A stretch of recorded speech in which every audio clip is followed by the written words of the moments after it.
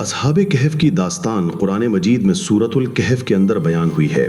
یہ قصہ ایمان، ثابت قدمی اور اللہ پر بھروسے کی عظیم مثال ہے۔ بہت زمانہ پہلے ایک شہر میں چند نیک دل نوجوان رہتے تھے۔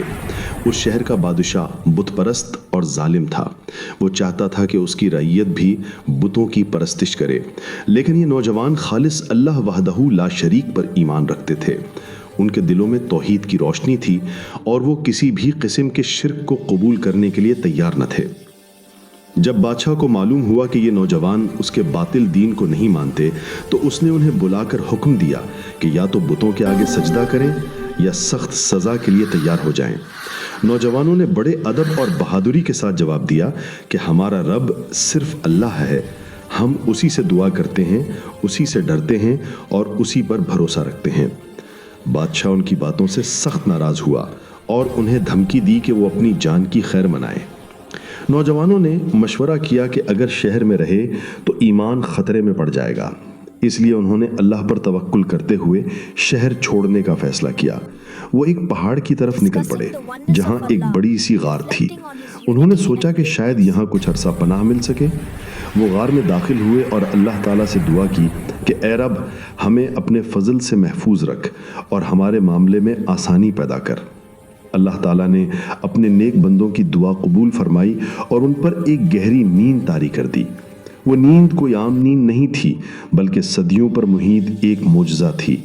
قرآن کے مطابق وہ 309 سال تک غار میں سوتے رہے۔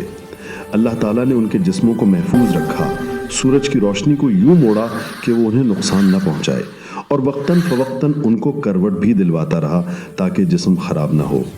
صدیوں گزر گئیں، بادشاہ بدل گئے، زمانے بدل گئے، لیکن اصحاب کہف سکون سے سوئے رہے۔ پھر ایک دن اللہ تعالیٰ نے انہیں بیدار کیا۔ وہ چونک گئے اور آپس میں کہنے لگے کہ ہم شاید ایک دن یا آدھا دن سوئے ہیں۔ جب انہیں بھوک محسوس ہوئی تو انہوں نے اپنے ایک ساتھی کو شہر بھیجا تاکہ کھانا خرید لائے، مگر جب وہ شہر پہنچا تو حیران رہ گیا۔ سب کچھ بدل چکا تھا، لباس، بولی، عمارتیں، اور سب سے بڑھ کر یہ کہ لوگ اب اللہ کو ماننے والے بن چکے تھے۔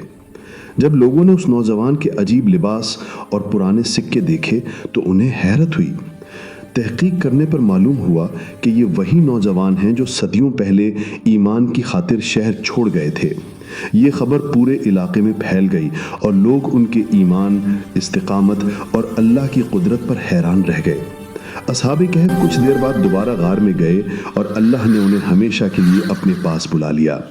ان کی یہ داستان ہمیشہ کے لیے اللہ کی قدرت، ایمان کی عظمت اور اخلاص کی مثال بن گئی۔